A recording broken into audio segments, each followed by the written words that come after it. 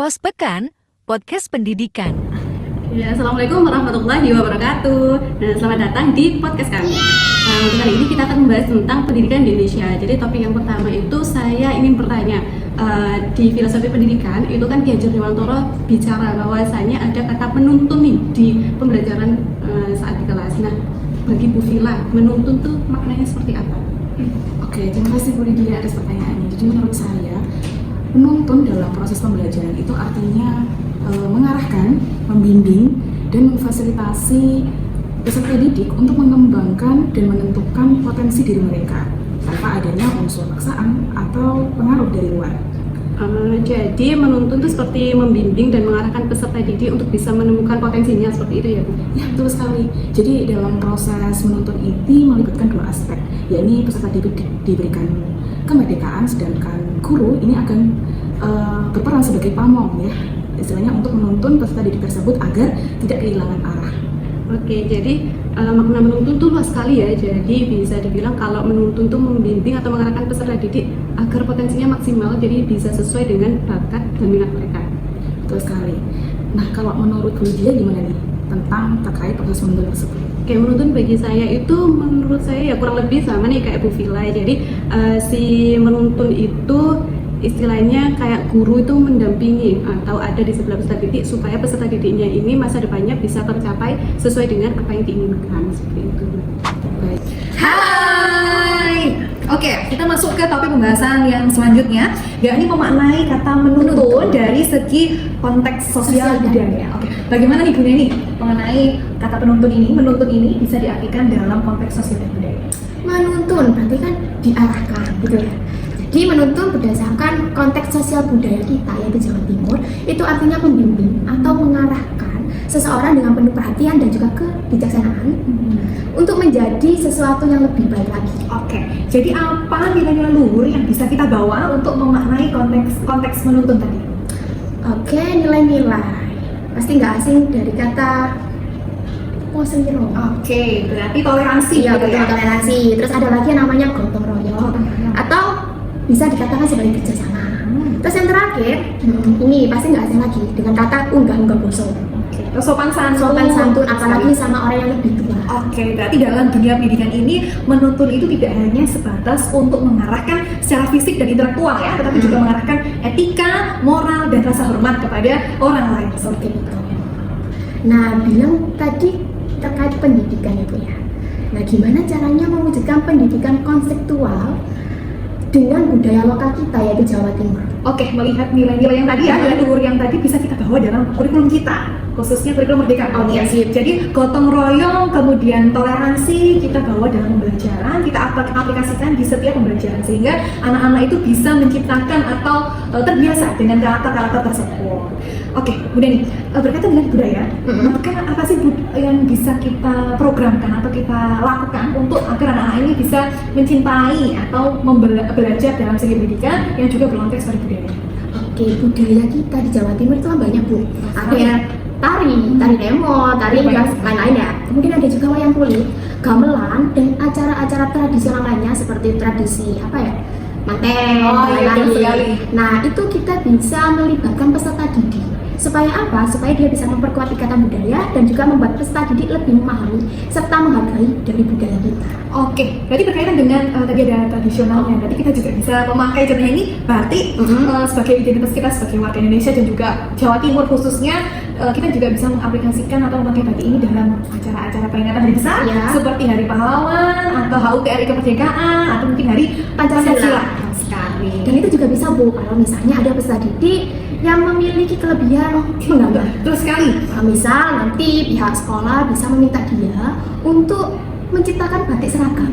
Nah, bisa digunakan untuk ciri khas dari sekolahnya dan bisa dipadukan menggunakan Jawa Timur. Betul sekali. Itu Jawa juga Timur merupakan solusi yang cukup menjanjikan ya untuk mengaktifkan rasa cinta budaya dari anak-anak tersebut. Oke, mungkin itu dulu dari pembahasan kali ini. Kita lanjut ke pembahasan selanjutnya. Bu Dinda, kenapa sih pendidikan itu perlu memperhatikan anak-anak sama zaman? Penting sih Bu, soalnya kedua kodrat tersebut itu saling berkaitan. Dimana kalau misal pendidikan di Indonesia memperhatikan kedua kodrat tersebut, akan dihasilkan pendidikan yang lebih relevan, bermakna, dan lulusannya pasti siap menghadapi tantangan di masa depan. Kalau diperhatikan dari kodrat zaman aja, nggak bisa ya Bu? Kayaknya nggak bisa deh, soalnya dua-duanya penting. Kalau misal kita melihat dari kodrat zaman doang, kodrat zaman aja, pastinya nanti pendidikan hanya fokus ke arus globalisasi, perkembangan teknologi, sama perubahan sosial karena kemajuan teknologi Bu. Sedangkan faktor intrinsik, ekstrinsiknya peserta didik tidak diperhatikan. Oh iya Bu. Jadi kalau dilihat dari kodrat alam juga, kan individu peserta didik ini kan dilihatnya dari keunikan di masing-masing, karakternya kan berbeda-beda, di lingkungan juga berbeda ya. Iya Bu. Sehingga kan terciptanya potensi diri yang berbeda juga. Pasti Bu, soalnya pastinya peserta didik di Indonesia Timur pasti berbeda juga dengan yang di Indonesia Barat. Oh makanya, jadi kodrat alam sama kodrat zaman juga bisa dipisahkan, saling berkali. Benar sekali. Maka dari itu, jadi kalau mereka saling dihubungkan, bisa terciptanya pendidikan yang lebih baik Bu. Pasti Bu. Jadi kalau misal Indonesia, sistem pendidikan di Indonesia memperhatikan kedua kodrat tersebut, sistem pendidikan di Indonesia pasti jadi lebih baik, Lebih seimbang, lebih peduli, lebih kreatif, mandiri, inovasi, dan Dan lebih baik juga. berkualitas.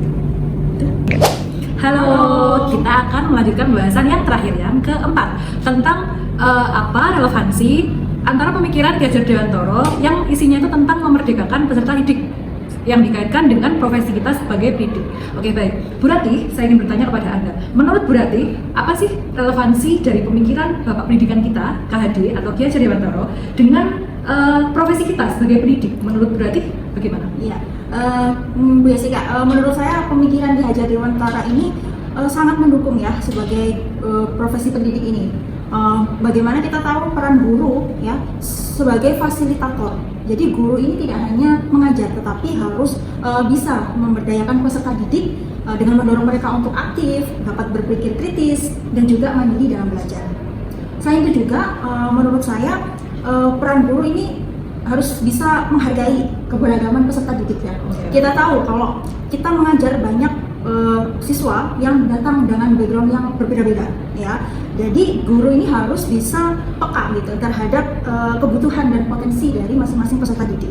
Jadi kita harus bisa menyesuaikan metode pembelajaran yang dapat membantu peserta didik ini untuk berkembang sesuai dengan kemampuannya. Seperti itu. Kalau menurut Bu Jessica bagaimana Bu? Ya, kalau menurut saya seorang guru itu jelas ya tugas pertamanya itu adalah mengajar. Tapi bukan hanya itu. Jadi yang paling penting di antara mengajar itu adalah pendidikan karakter berarti. Seperti kita tahu ya, di sini banyak siswa yang mungkin keluar sekolah itu karakternya kurang. Misalnya dia dalam masyarakat itu nilai etikanya kurang, atau istilahnya dalam bahasa Jawa kurang unggah-ungguh. Jadi itu nanti yang disalahkan mesti gurunya, ya kan? Jadi gimana sih gurunya itu kok siswa aja yang sekolah lulus tapi unggah-unggahnya nggak ada. Nah itu kan juga tugas besar seorang guru ya kan. Nah jadi pendidikan karakter ini harus ditekankan atau harus dipentingkan. Karena apa? Kalau kita hanya berbicara tentang akademis itu sudah selesai di sekolah. Tapi kalau karakter ini berkaitan sama moral, etika, itu akan kita bawa ke masyarakat seperti itu.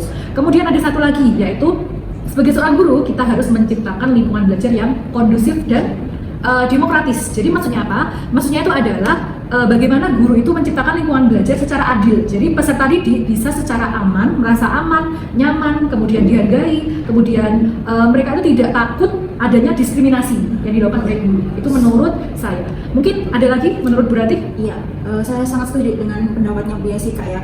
Selain itu juga guru ini harus mampu mendorong kreativitas dan inovasi dalam pembelajaran ya. Jadi guru ini ditantang untuk selalu kreatif gitu ya, untuk bisa merancang pembelajaran yang menarik.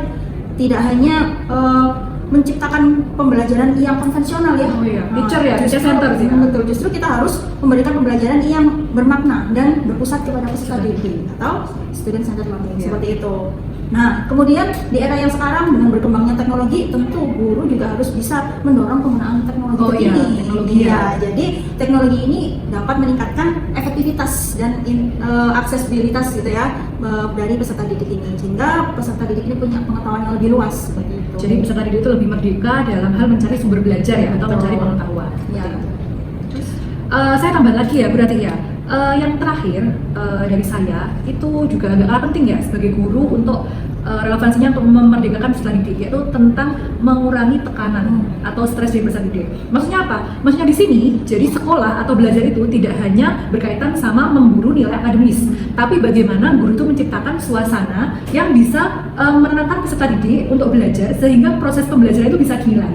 Dan peserta didik itu bisa memicu rasa ingin tahu ketika belajar, kemudian nantinya dari memicu rasa ingin tahu, maka stres atau tekanannya itu bisa berkurang. Jadi pembelajarannya menarik, peserta bisa ingin tahu, bergembira dalam proses belajar. Ya, menyenangkan. Menurut saya itu penting.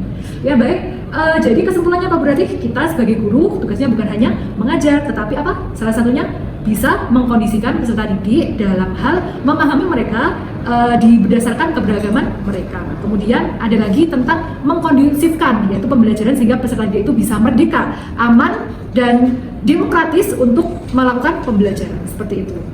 Oke, sekian video dari kelompok kami. Semoga ada bermanfaatnya. Kami akhiri. Wassalamualaikum warahmatullahi wabarakatuh.